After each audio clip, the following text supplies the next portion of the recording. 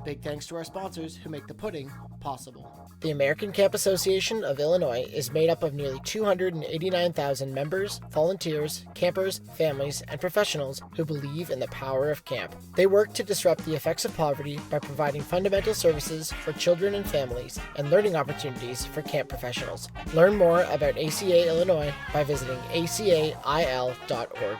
You know the impact you want to make in a child's life, but figuring out the day-to-day details can be overwhelming. Let Camptivities help you make that impact by streamlining the creation of your camp activity schedules. Schedule a demo at camptivities.com.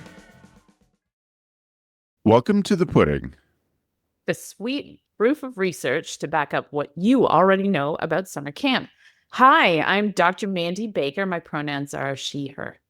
And I'm Travis Allison. My pronouns are he, him. Today, we have the pleasure of talking to Dr. Barry Garst. He is a youth development and leadership professor in the Department of Parks, Recreation, and Tourism Management at Clemson University. Hello, Barry. Welcome. Lovely to see you. Hi, Mandi. Hi, Travis. Great to be with you today. Thanks for joining us. Well, we're excited to have you here because there's so much cool stuff that you are doing and have done in the world of camp research. But to get us in the right mind frame to understand who you are, can you tell us how you became a researcher? How did you end up doing camp research? You know, it's funny, in thinking about that question, I can't help but sort of feel like I didn't really seek to become a camp researcher. I just sort of evolved into what felt like that's where I was expected to be, right? That's where I was supposed to be. And I kind of believe that. And we have this path. And sometimes we actually get lucky enough to find the path, right? And actually end up on it. You know, I've spent a lot of time in camp. Camper, CIT, counselor, adult volunteer, director, alumni, parents of campers, now parents of staff. And so, I don't know, right? It was such an important part of my life. And like a lot of researchers, graduate study often plays a role. And for me, it did. I was at Arizona State University for my master's degree, and actually not studying camp, but studying how to collect good data and how to collect data across multiple sites and how to collect data from multiple populations, like kids and parents and staff, et cetera. And all of that stuff sort of started to come together. And so after I finished that master's degree, I was a camp director. And then it became, well, how do I collect evidence for my programs? And that was something that I came to understand quickly, both as a researcher and a practitioner, that I needed to have the evidence. So I was interested in that, right? So that interest to better understand what I was doing really drove that significantly. It pushed me to be interested in getting that PhD. It pushed me to continue to focus my areas of research. And it just naturally ended up being around camp. So I think it's a combination of recognizing that camp is transformative and just having a lot of personal curiosity around that experience, right? When you got into this PhD, what, hit the head on that nail of, actually, I want to keep doing this research stuff. I'm not going to go back into practice. I'm going to keep doing this thing. Yeah, so I spent a few years doing outdoor behavioral health care, and that was really intensive work. And it actually led me into directing camp. And so by the time I got to a point where I wanted to do more of an academic path, I had been in pretty intensive, certainly residential environments. The camp I directed was serving more than 400 kids a week, so a really big operation. So I guess I think at that point, I decided that given that sort of burgeoning interest in research, as well as feeling like I had contributed quite a bit as a practitioner, that it was a natural transition to continue down that academic path. Yeah. Barry, did you have an experience as a child or a young adult at camp that really aligns with the way you think about your research now? Was there something then that happened that now you can look back and see aligns with the way you think about the research you do? Yeah, I can remember experimenting with my identity at camp, experimenting with who I wanted to be. And that could be as simple as, am I going to tell more jokes? Am I going to be more serious? Am I going to be less serious? Am I going to try to develop relationships with people in a different way, right, than maybe I would at school? And so that certainly was true for me. We know that research tells us it's true for young people, that they experiment with their identity when they're in new situations, when they're away from home. And that's fantastic, right? That's one of the elements of the camp experience. It's so transformative. So that certainly resonated with me. And then when you start to see data, your own data, and findings from other studies supporting that. It's certainly validating. It certainly links up the human experience, right, with what research tells us. So I have a quick follow-up to that. I think about that idea of trying on identities at camp, and I think about when I sort of consciously decided to try on a camp identity based on someone that I looked up to at camp. And it wasn't until I was an adult that I realized that he was also trying on an identity at that point. I mean, he probably was 19 or 20 years old.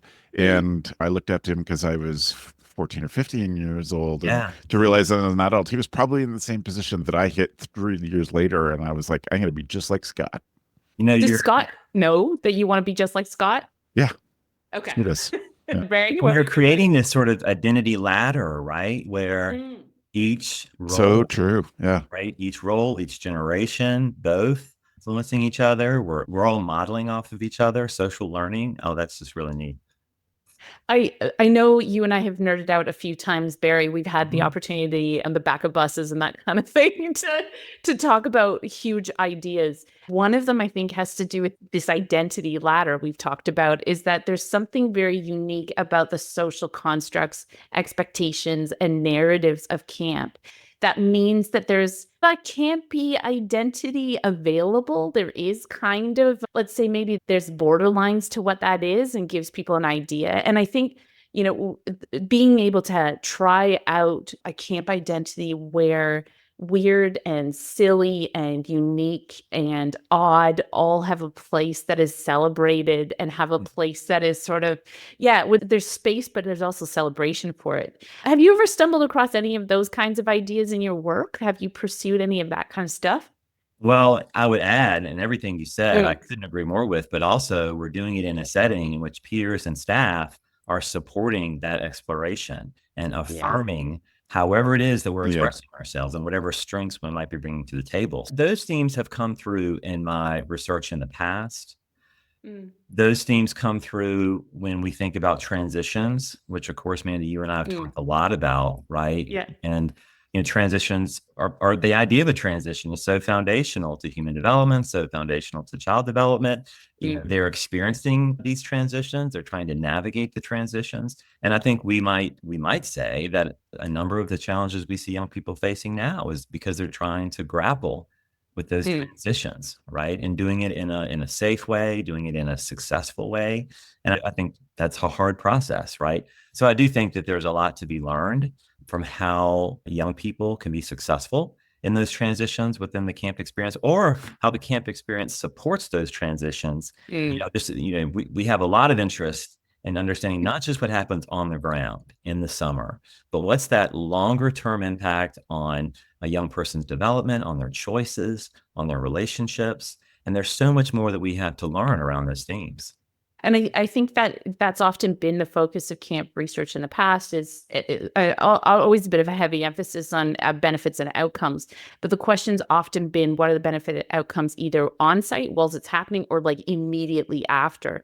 And this question of what is the legacy of camp in a person's life over decades and over the way they think. And look, there's a bit of research, but I think more than anything, we hear incredible anecdotes, just people telling their stories, their life stories, and they can pull out these moments of, that really had an impact on me. I wanted to be Scott. And what does that mean?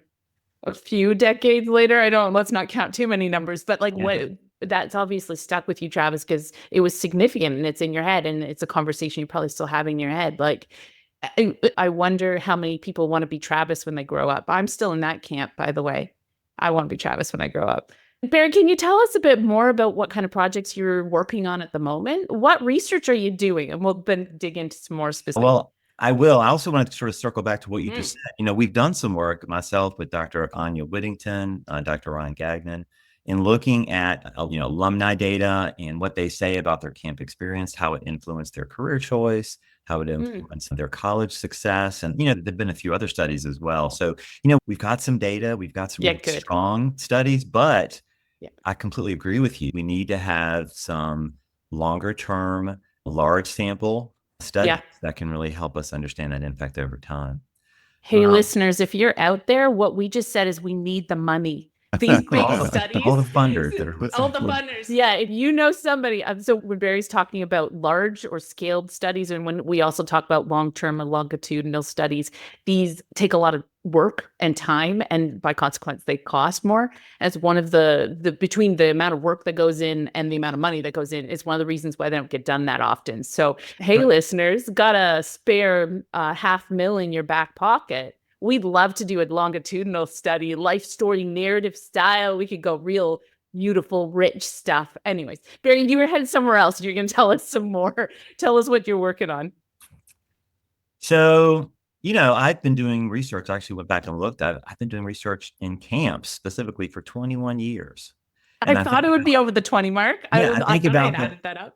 I think about the path that started focusing on youth outcomes, staff outcomes, that transitioned into understanding programmatically, operationally, what can we do to make those outcomes more likely to happen. We and others have called this sort of the antecedents of change, right? The change of the outcomes. What are those things that lead to change, and some work in that area?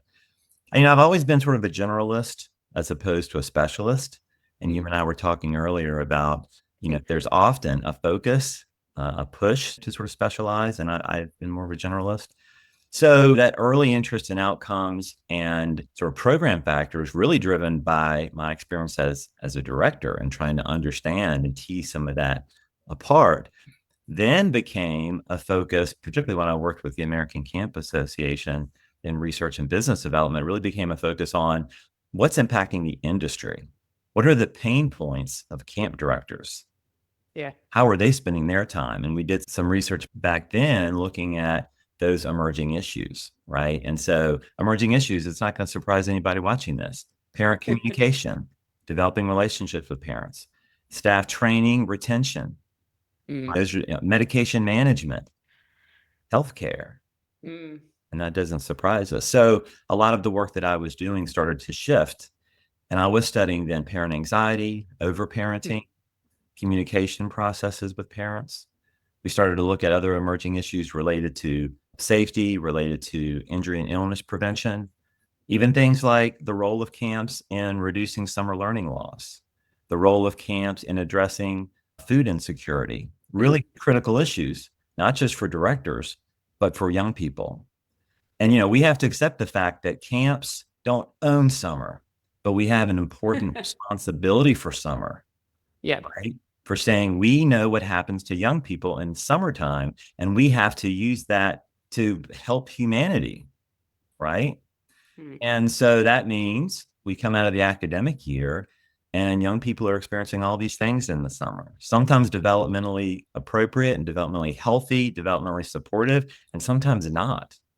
Right? And how do we understand what that looks like and the camp community's role in that? And of course, a lot of camps embrace that role. They recognize that and they try to resource that. And that's always the question, right? The resources. And how then does that influence public policy? Right? How does it influence other decisions that are being made in other systems, right? So we can help young people thrive. But, I've been so fortunate. When I was with the American Camp Association, I had the opportunity to lead the 5-year Healthy Camp Study. And that was from 2006 through 2010. And that was incredibly beneficial to sort of finally have some good data around the actual injury and illness rates in day and resident camps. That also exposed me to partners with what was known then as the Association for Camp Nursing, Linda Ursig, Tracy Gaslin. So not just working for ACA, but also better understanding this other dimension of our field. And so that actually turned into a number of years ago, I started to volunteer with the Alliance for Camp Health as the chair of their research committee and helping to support their research efforts. So a lot of the work more recently has focused on camp healthcare related issues, everything from supporting mental, emotional, social health of campers and staff to new projects related to tick education and the prevention of tick-borne illness. So a number of other projects, but it's been really incredibly gratifying, right? To be able to sort of focus on what I was experiencing as a director, then to think about these critical and emerging issues within the camp industry, and then maybe some specialized work then really focused on camp healthcare. I think this is an important moment to stop, and Barry's going to be humble because he always is, and he calls himself a generalist and not a specialist. And I would say his starting off as generals became a specialist in multiple domains rather than just one. So I do want to acknowledge some of the hats that you do wear, including your role with the Alliance for Camp Health. I mean, that's a significant hat. We're going to talk about a few other roles that you play. For those who are listening, Barry is at the pointy end of the game. He's actually achieved quite a number of expert positions and recognition. And despite his humility, I'm going to toot his horn and say you've done amazing work in being in that thought leadership in multiple domains of camp research. So take the compliment, Barry. I appreciate that. That means a lot, incredibly so. It's also the case that we've all pulled ourselves along, right? The camp research community has really flourished. Yeah. And it's been boosted by practitioners that have gotten really excited about research, excited about evidence, and excited about program quality. And we've all sort of enriched each other in this space, right? Beautiful, scrappy bunch too. So where there wasn't research or where there was concern between amazing practitioners and researchers, we've kind of had to create things that we wanted to see. It just wasn't sitting there for us in the way that sometimes research funds and opportunities often are. We're usually, we're scrappy, and we're also good at making scrapwork quilts. We pull pieces together and go, okay, we want to do this thing. These 5 pieces, we'll just give it a try. And it's neat to see how others working in similar contexts, whether we say out of school time, whether we say community-based programs, whether we say nature-based programs, right? There's a lot of coming together of communities around this. Yeah. And I think there was a time in which where the camp research community was more siloed. I think we're less siloed now because there's acknowledgement across these different dimensions of our work in which people are coming together. And one of those areas is around research and around the kind of evidence we need to be collecting to support young people. So that's pretty gratifying too. And all of that helps us be successful, right? Yeah. Barry, I wanted to check in on your work on camp and digital empathy.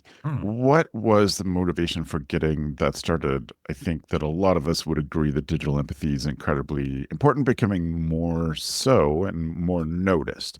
What got you facing that direction?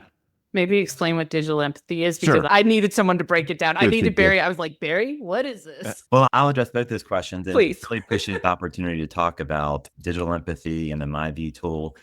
Well, let's talk about what was happening before we were talking about that project and that work. We knew that rates of mental, emotional, and social health challenges among young people, among young adults, were increasing.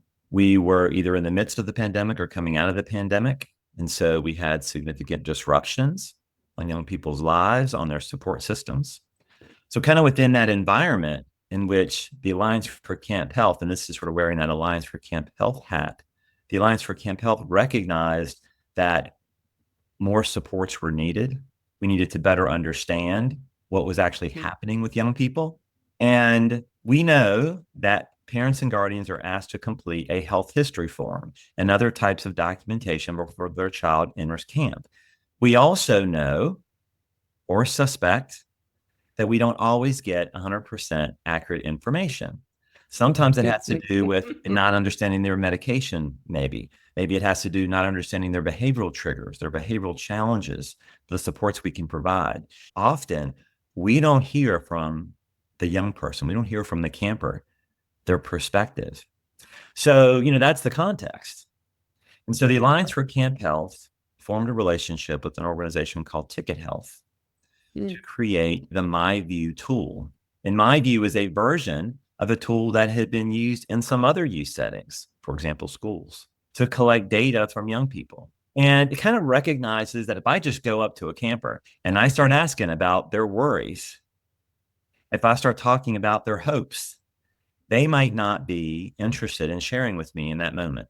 If I put a survey in front of them, they may not be interested in completing that. If I even push an online survey to them, again, right, these are not the spaces necessarily in which a young person wants to share about themselves. So what's interesting is that Ticket Health worked with youth to develop and test and ultimately launch the tool that we adopted for the camp community as MyView. And so starting in 2023, we started to use that with camps, with campers. So when a camper comes in, they have an opportunity with a device. And for a lot of camps, that was the last time they touched their device, to go into this very child-friendly tools and talk about their strengths, talk about any worries they had about entering camp, any other anxieties, talk about what they were hoping was going to happen, and just all of these different expressions. And it creates a bridge, right? This very user-friendly tool creates a bridge in which we can understand their perspectives. We can give them a voice. We can empower them. We can engage them in a way in which we typically haven't been doing. And we learn some really incredible things about how children, for example, were concerned about meal times. They were concerned at bedtimes. Yeah. And wearing a director hat and having many conversations with directors over the years, not everything we learned was brand new, but it had a flavor, it had a nuance that we hadn't thought about before. And a lot of these things are actionable. And in the moment, data can come in from young people before they come into camp, or they're coming in, and you have an opportunity to say, I've learned more about this child's needs. I can share some information with the appropriate staff so we can provide better care. So ultimately, it's about providing high-level care to meet a young person's individual needs. And at the same time, increasing their voice, increasing their sense of being empowered and engaged. And, it's just incredible. And then this past summer in 2024, we also launched a staff version of the tool. And we're just now getting into the data. We're really excited about what we're going to learn. But, that I think is a cornerstone of addressing these needs that are coming up in camps and other programs in summer, is having a way to collect data in a way that young people will feel okay. They'll feel safe in providing that information. They'll feel like they're being heard. And that's going to allow us to provide, again, ultimately better care, better programs, better experiences. And I also think, what happens then? Well, we have parents and caregivers who are more satisfied and they feel like their child's needs have been met. Pretty powerful. Hey, Barry, on the show, I'm always the non-doctor on the show, always. But I also come into this with a lot of, my work for 15 years has been about communication and how we communicate the value of camp and all of that stuff too. So I'm really interested when you talk about how we communicate to make kids feel safer. I'm interested in the research you did about parent communications. But you just said something that I couldn't figure out what it was. You said we're taking a first look at the data. So I assume that what you've got is an Excel sheet or a Google sheet with hundreds of rows and columns. Yes. What is your first step in that? So, as any researcher will appreciate what I'm going to say next, you spend most of your time cleaning the data. Oh, yeah. Okay. So, looking through the data to get rid of responses that are erroneous, looking for trends in the data that suggest that maybe it wasn't an accurate or honest response. And so we do all of these different techniques just to get the data ready to analyze. And it is legitimately the most time-consuming aspect of a project. And we should be specific. This is survey data. This is survey data. This is coming in through the app. Yeah. So depending on how you collect data, what you do next looks and feels a little different. So we're talking about survey data when we're collecting stories through surveys. So not just, was it mixed? Were you getting some numbers and stories, quant and qual? We have a little bit of qual, but the tool is more designed leaning towards quant. And both need cleaning, by the way. With surveys, both of those kinds of data coming in, whether it's quant or qual, need cleaning. It's just different amounts and different kinds of cleaning depending on what kind of data you're collecting. Anyways, carry on, Barry. Tell us. No, so Travis, we could spend hours and hours on the cleaning side and push one button to get the analysis and actually get the results. So that's the reality. That's actually one of the reasons why research projects can take so long, right? Sure. You have all this time to collect the data, and then there's this sort of quiet period. Yeah. And the collaborators or whoever's interested in what you did are sort of like, hey, what's going on? We're excited about the results. And that's that quiet period is when we have to make sense of the data. That's almost the period too, where you're like, don't talk to me. We talk about being immersed in the data because it's almost like learning a new language. Every time we do a project, it's like learning a new language with it until we feel like we can be fluent with what's there in the data. So there's a lot of learning what's there. It's about learning kind of the language, the themes, the trends, the nuances of what's there. So this immersed in the data part, I am very cone of silence. Like even my kids will be like, oh crap, I can see she's got a coding piece of software, and they just back out slowly. Don't say anything. Like I've got to concentrate. That's so true. So I don't want to assume that I know what cleaning the data means. Can you expand on that, please? Yeah. Sure. So let's think about how data collection effort might actually happen in the real world. So let's say I let 10 people test it at the beginning of the survey. Those 10 test responses I have to delete. Let's say another 10 people campers, for example, go into the survey, get immediately turned off. They do not want to answer it. They don't care about it, and they don't. Or they opt out because we have consent processes and every person has to consent. Maybe they don't, right? So for that reason, we might not have complete data. Or maybe they start to do it, but they get distracted, who knows, by their parents, by some other activity happening at camp, right? So we look at that and we say, okay, we've got some missing data, some non-responses. We have to make some decisions about that, about what gets included and why it doesn't. And we have criteria for that. So those are just some of the examples of how you can have this really big data set, but as you go through and you start to make some decisions.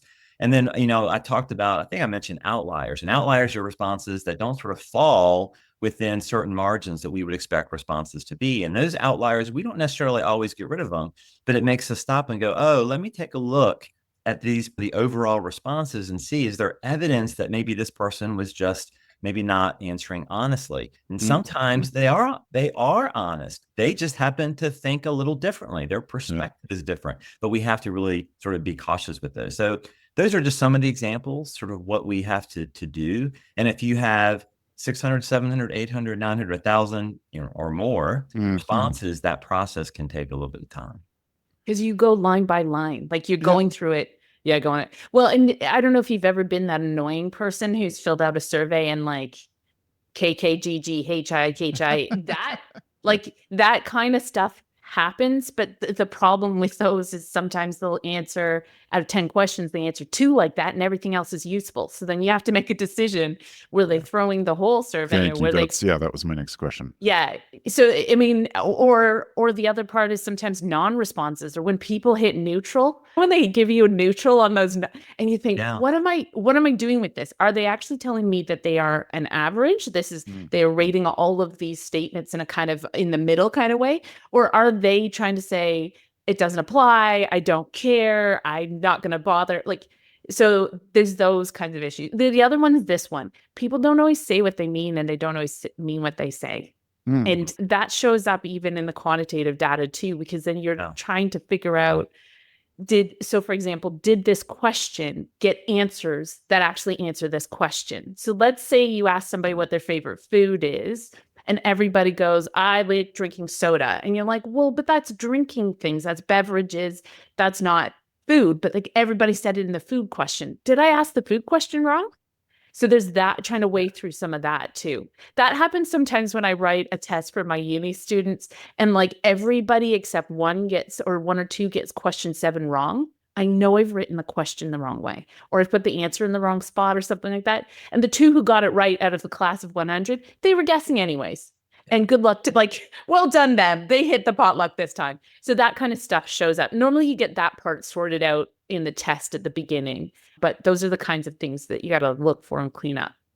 And, one of the things we added as well were measures of some of the ideas that I suggested were true for the tool. Things like youth voice, youth engagement, youth support. And so we have ways to not only sort of say, we think they feel this way about using the tool, we can actually measure that. And we can have some evidence that, yes, they really did feel that way about entering responses into this tool. The cool news with quant research too is that what Barry said is you get to push button, you get an answer. But developing the logic that goes behind the button that gets pushed, which is one of, I think, Ryan's strengths, one of your co-authors at times, there's a lot of work that goes, to me in quantitative research, a lot of the work is in the front end. You got to get it pretty tight and pretty polished before you let anybody else get their hands on it.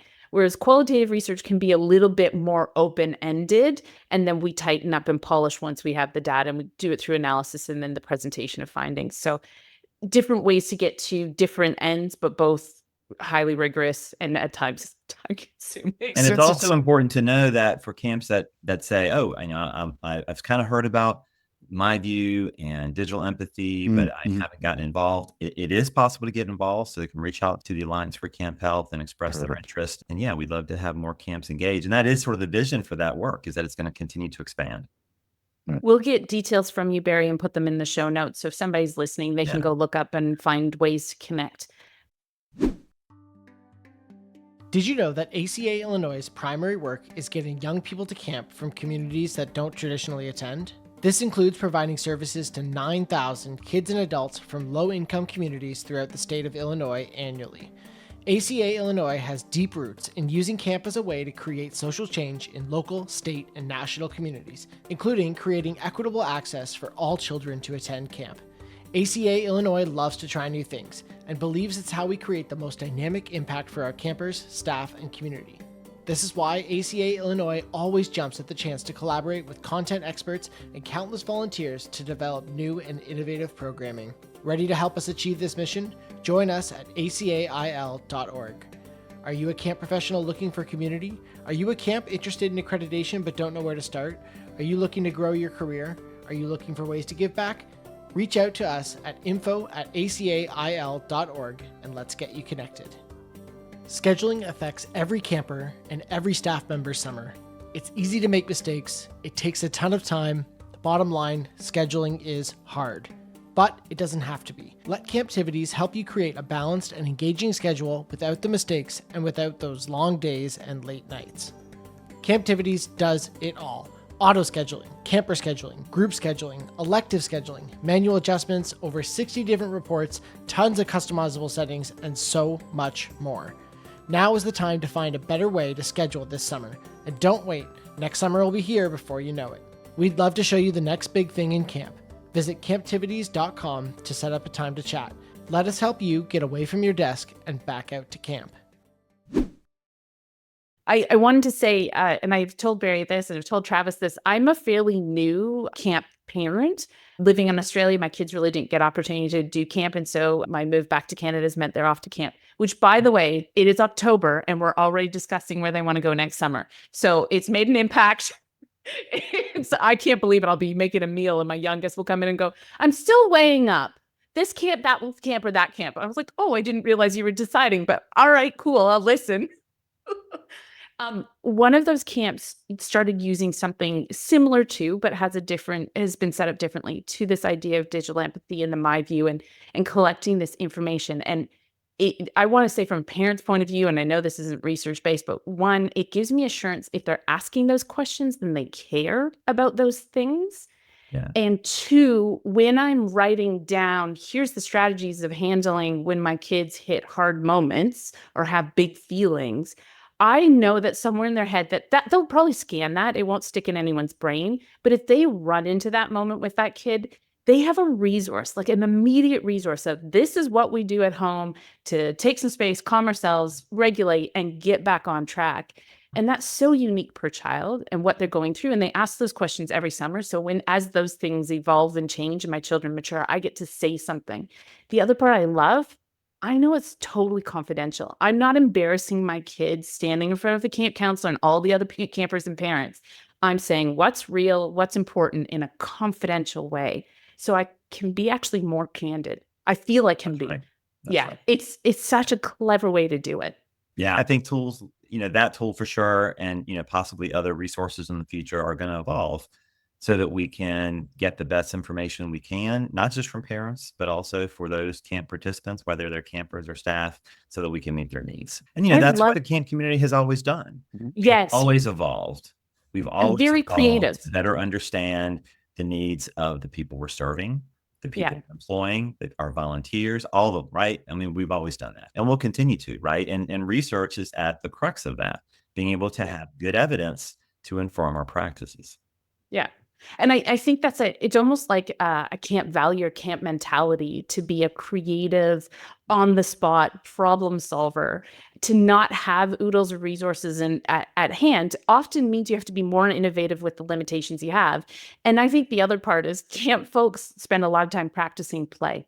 There's a certain amount of risk-taking and experimentation that comes with creativity and innovation that camp folks kind of have practice, or at the very least are, I don't know, comfortable in that space of like, well, this sounds like a crazy idea. I think it might work. Let's try. And then there's this sort of, so that's, I mean, the good news is that's where the research point comes in, is where we go, is it really working? Is it effective? Let us actually line up all the evidence that says yes or no, or that was a lucky one off. Maybe don't do that one again. So, that's kind of a cool part of it. Travis, I saw you looking like you wanted to ask or say a thing. Well, I do. I want to pick up on what you said, Mandi, about filling out the forms. So the MyView app, is that information, like, is what's gathered there just data, or is that shared with the camp? Like, does camp also learn about the kids So the camp as well as the researchers? Yeah, the camp gets the data first. Okay. And then we get data de-identified. And that's according to the research gotcha. ethics that we follow, right? Oh, yeah, So, perfect. yeah, so the camp gets it. So And they to can be clear, Yeah. de-identified means that they've pulled out any indicators that somebody could look at it and puzzle out, oh, this is Travis's grandson who went to this camp. That is exactly correct. Yes, that's right. But the camp gets that information so that they can make some actionable decisions on their end if they would like to, right? Right. So they get it first, and then we're patient as researchers, and we wait till the end of the summer. Sure.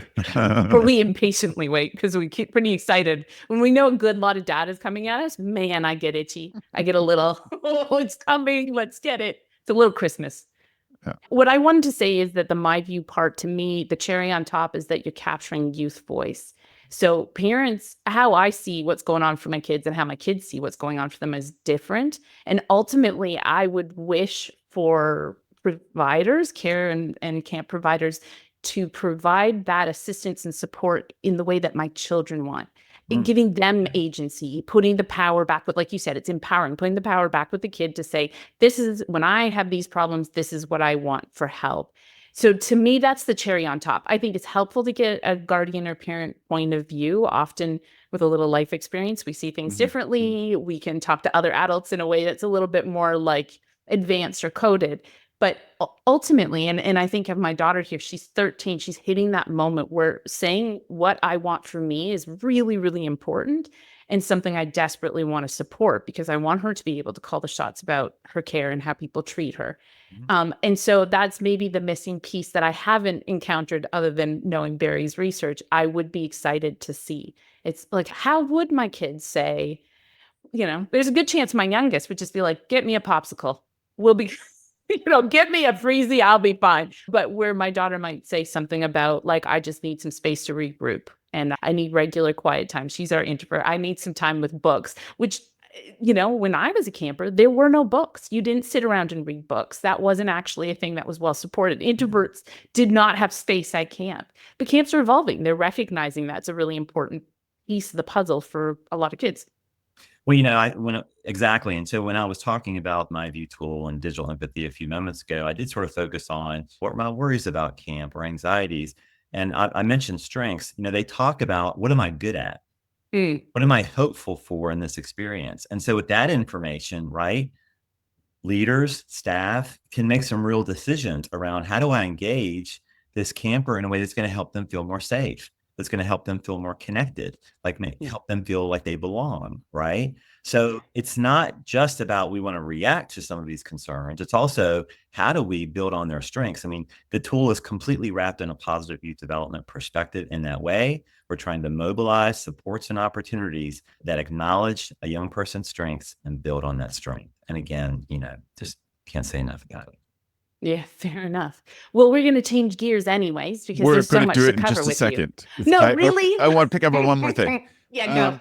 And it's not about research methods. It was something that you said, Mandi, about filling out the form and how your kids change over time. So this is a problem that camp has with parents, or maybe more specific, camps have with camps. But parents do not understand why they have to fill this information out year over year. And you saying the story is my kids changed. Like, I wish Yeah. camps would tell that story more, how this impacts us and how we're going to use this information. And we're going to put it side by side with how that kid answers as well. Yeah. don't And we I can think do that it's very well. possible. I think camp gives an opportunity for kids to change.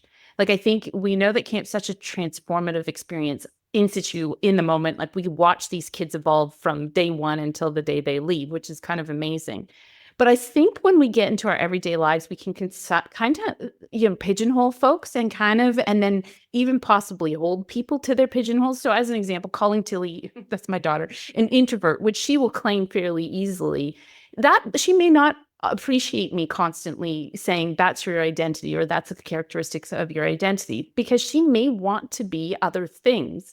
What camp seems to recognize is, because we see so much other things, that's going to happen naturally. I mean, that's just one feature. We're also talking about a spectrum of behaviors and neurodiversity. We're talking about a spectrum of physical, mental health stuff. Stuff changes. People's lives change. So camps, I think, get it intrinsically because they get to witness such an amount of transformation.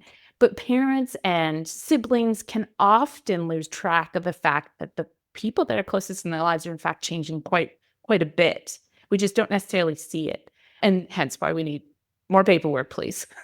Well, I've had that same experience, Travis, with parents who aren't acknowledging and maybe don't understand why we can't need certain information. And Mandi, all you're thinking about those change processes are right on. I think it creates an opportunity, and we've seen some directors do this, in which they're communicating at some key areas at some pivotal times during the lead into summer or coming out of summer. And they're helping parents to sort of think about some things like, we know this is true about your child. Your child's going to be feeling this and thinking this because, or many parents tell us this about their kids, or many kids tell us, right? There's a lot of framing we can use to sort of introduce some ideas. Like, we know that your child has changed since last year. They've had some significant life events. They've had some successes. They may have had some challenge, right? And so it's these communication pieces. And you talked about communication earlier. It's so important, right? And I do think that the most successful directors are those that either are doing that messaging or they're recognizing that, hey, I could be doing some more messaging with parents, 100%. right? To really prepare them for the registration process, prepare them for all the things that camp's going to ask, and ultimately to help parents prepare their kids for success, right? It's that partnership. Yeah. But yeah, I couldn't agree more. Those are huge pieces. We've seen the camp where our kids go or went. One of them's 15, one's 20. So the 20-year-old has aged out of being on staff, but the 15-year-old still attending. And the directors have been really effective in helping to frame change and frame what we might see. And of course, from a camp researcher, camp perspective, I recognize that, but I love it that they're telling me, right? Yeah. Because we can all be reminded of those things. I think it's one of those important communication skills that comes with our field. So we're in a very weird business. I mean, any other business providers, whether that's a product or a service, generally sells their thing directly to the consumer. And we don't. Right. We sell it to this other person who never shows up. I mean, yeah, they might walk on site in the first day. Sometimes in one of the cases with ours, I put them on a bus. I don't even get out to site most summers. So and increasingly so coming out of the pandemic, where camps have learned that the best check-in and check-out processes are the ones in which parents are involved as minimally as possible. Yeah, isn't that incredible? And just as a parent, I appreciate that too, because this is my opportunity to catch up on all that lost work, sleep, and hopefully a little relaxation. So take them. We're good. I'm teasing there, but I guess what I'm trying to say is that we're in a really weird business where the purchaser and the person who has to evaluate the value for money and whether or not they got their goods, if they're satisfied, is actually not the consumer or the participant. And parents have to make the judgment if they're going to spend that money again based on what their kids tell them happened at camp, which, depending on the child and their age, is a wonky interpretation of whatever. If it was my son's, for example, it's whatever happened in the last 20 minutes is the most prevalent, significant thing in his mind. He's so present-minded. He's so in the moment that whatever happened at the beginning of the week, did you make friends? Yeah. What are their names? I don't know. Like that is a regular conversation at our Sure. house because apparently names are not important for friendships when you're 9. So, this is what the buyer has in terms of information to make a judgment on. It makes good business sense for camps to be communicating, and not just, like you said, communicating, but it's a service industry. So building relationships and generating social capital and being really on it. And if camp hasn't thought about that in a complex, dynamic way, they're missing a really important part of the business exchange as well, not just the potential for, benefit and growth. So Yeah, we've tricky worked, one. one of my research partners, Dr. Ryan Gagnon, and I have done a lot of work with camps around parent satisfaction, around parent communication, around outcomes parents associate with their child attending camp. And that work has evolved with some camps over multiple years. And you can see the camps refining how they're asking questions to better understand parents' needs, parent preferences, right? And so if you're a listener and you haven't really thought about how you could collect some really good data from parents, you can, and it can really help drive some improvements in what you're providing. Well, I'm going to switch us gears now, finally. Sorry, Travis. Definitely. But Please do. Switch gears. It's so exciting to 10 talk minutes to later. you. Let's And switch as we gears. warned Barry before we started, I was like, we're going to get so far off track because we're going to be having a good time. So this is a good sign that we're having a very good time. I wanted to talk to you about the Journal of Youth Development. It's another hat that you wear. It's a significant one from my point of view. We've mentioned it on the podcast many times. And for me, it's not just that there's good work being published there and there's good work being published there. It's open access. And that's one of the big issues, that academic work is often behind paywalls, that you don't get access to it unless you belong to an organization like a university who pays for the subscriptions. But Journal of Youth Development is open access. That means you can Google it and get the articles. You can read it straight away. Right. Barry, tell us about your role there. What does the journal do? What is it trying to achieve? So the Journal of Youth Development, and it was started a number of years ago. It is co-sponsored by the National Association of Extension 4-H Youth Development Professionals, that's NAE 4-HYDP, and the National After School Association, NAA. So co-sponsored by those organizations. Right now, it's published through Clemson University. As you mentioned, it's an academic journal. It is peer-reviewed. It is open source, so it's not behind a paywall. Authors do not have to submit, don't have to pay a fee in order to get their article published. And that double-blind peer review process has the academic rigor that we expect to see in an academic journal. Open access means people have not just at ease of submitting articles, but also the ease of getting their work published. But the journal itself focuses on bridging youth development, research, and practice. We often see articles coming from the out-of-school time space, sometimes from other settings.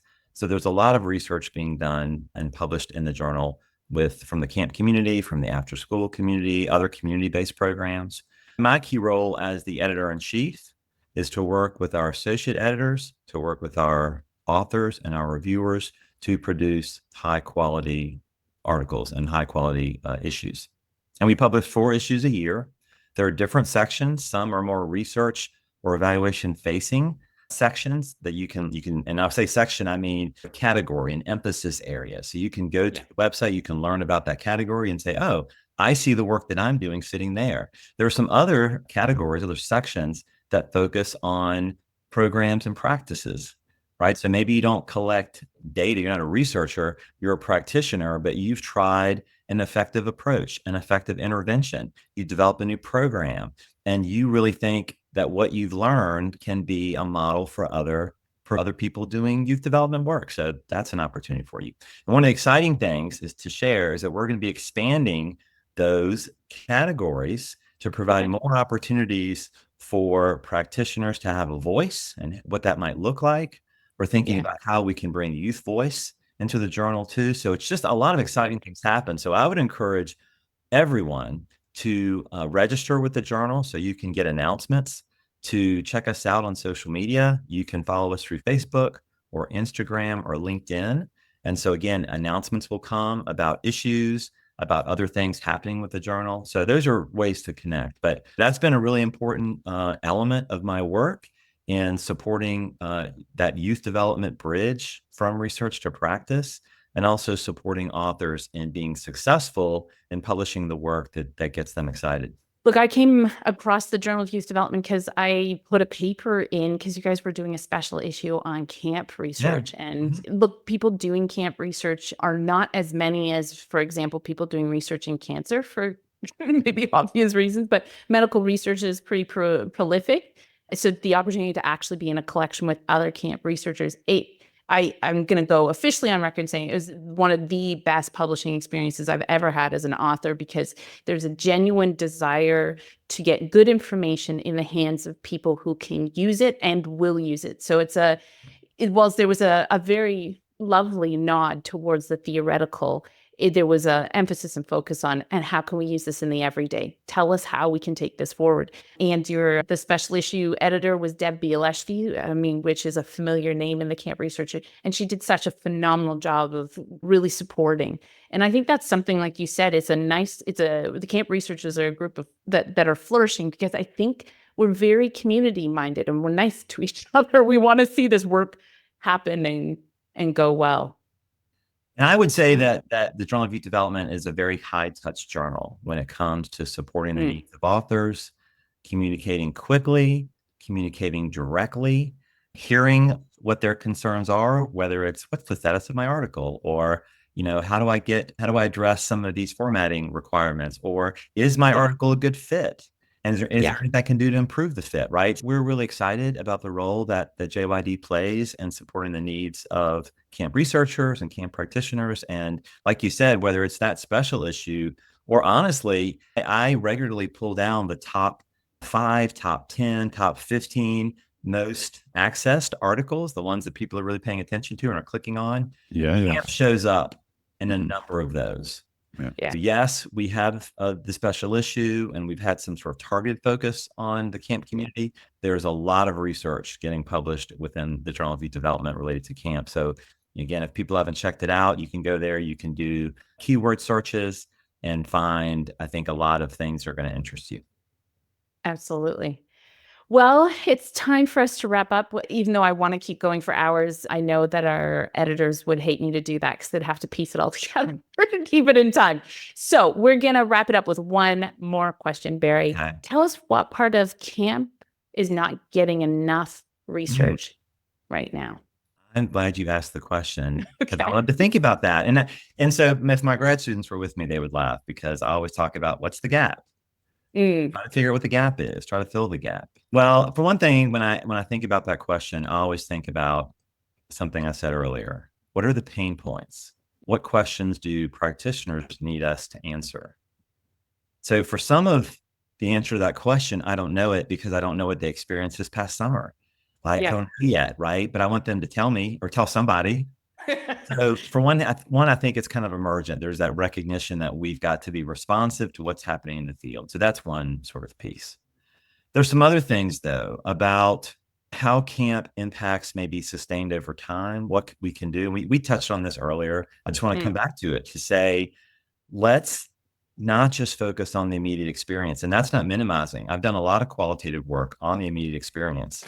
And we do have to understand that in the moment, but we also have to be able to articulate and have evidence for how this amazing transformative experience helps young people be successful over time.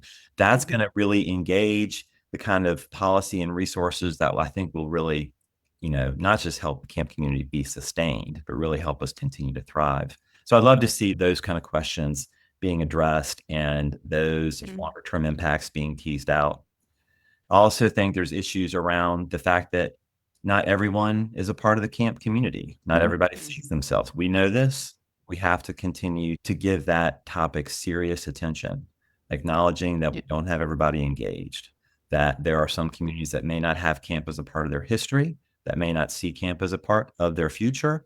And we have to understand those perspectives. And so, it's in that regard, yes, we've done some work in that space, but we have to continue to be really serious about understanding that. So continue to diversify, not just who's participating, but who's leading, right? At all levels. We want to continue to see that.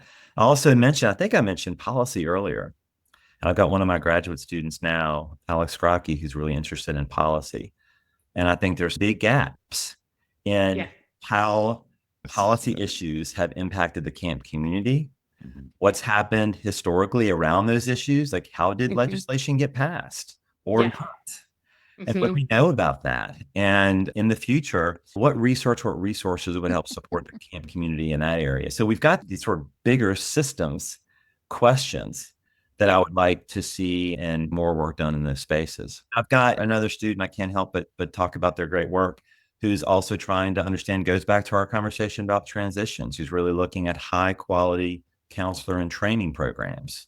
Mm. Oh, cool. And if you look at the research, very few studies, and her name's Leslie Yeah. Heffington, by the way. Leslie Heffington is doing that work. Very few studies are really looked at that topic. And so Yep. again, I think we've got to pay attention to what the gaps are. We've got to be assertive in addressing those gaps and also be really aware that what's happening in the field may be something else we've never thought of. And I think ultimately too, this trend towards care, this trend towards voice, belonging, all of these terms are a part of the camp community. But depending upon what decade we might be talking about, maybe those terms got different levels of attention. And the fact that we're putting even more attention on them now is so appropriate, because that's the kind of thinking that's going to help young people make it through some of these challenges, help our young adults make it through some of those challenges, are things like support and care and belonging and community. So that a lot of that focus, whether we're talking about the Campwell project, whether we're talking about MyView project, right? A lot of work is being done in the space, and I think that's going to have to continue. So I could keep going, Mandi. I know you don't want me to do that. But those are some of the things that come to mind. And I would say, I think about the University of Utah and the tremendous research team there.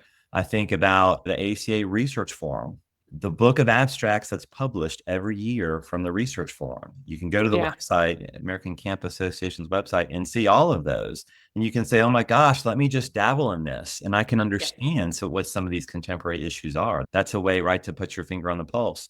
On the camp healthcare side, connecting with the Alliance for Camp Health's Compass Point journal. And by the way, it's not just for camp healthcare providers. Every single director I've ever given it to said, I had no idea that the stuff in here is going to help me as a director. And honestly, one of the things, if I could go back in time to when I was directing, that I would have done differently would have been being aware of resources like that and is available to different levels of my staff based upon their role. But anyway, those are just some of the things that we can look to into thinking about what's the contemporary research, what do we need to be thinking about, who's doing that work, right? Yeah. Who should we be paying attention to, reaching out to, collaborating with, right? So that's super cool. And, well, go ahead, Travis. No, go ahead. I was going to say, what our usual last question is, who else should we talk to? But you've given us some great names, so that's really of course, you gave me the questions at a time. I couldn't think of the answer, and honestly, my response was going to be, go to that book of abstracts and see who's doing the innovative work. Yeah, and it could be the innovative method, it could be the innovative conceptual frame, innovative population. That's what I would do. I would go hunting, but So hopefully I gave you what you were hoping for. Yeah, absolutely. You got some 100%. nuggets? Yes, many and so much more. In fact, I've been flagging them as we go along to make it easy to add them into the show notes. For people who are listening, they should be able to access those show notes, and that will have information about contacts and a number of the people, places, and things that Barry actually talked about today. But how do we get a hold of you, Barry? If somebody wants to talk to you, how do they reach out to you? So I'm very responsive via email. The best way is just to email me at bgarst, BGARST, at Clemson, CLEMSON.edu. And I'd love to connect with people, whether you're doing the camp work or doing camp research or evaluation, or you're interested in getting more involved or learning more. I love to mentor young researchers. I love to hear from practitioners what their experiences are, what their challenges are, and ultimately it's like, what questions should camp research be exploring? And we have got to hear from the field, right? I get out in the field as much as I can. Yes, you do. Camp Association visitor. I visit other camps at times, but it's not the same as being embedded in the experience. So we've got to hear from the field. So I hope we can continue to make those bridges, right, between research and practice, right? It's got to happen on both sides. So anyway, love for folks to reach out to me. Please do. Thanks so much for being in the pudding, Barry. We really appreciate it. Absolutely. My pleasure. Really enjoyed it. Thanks so much for the invitation. And if you didn't know, now you know, Camp Pros.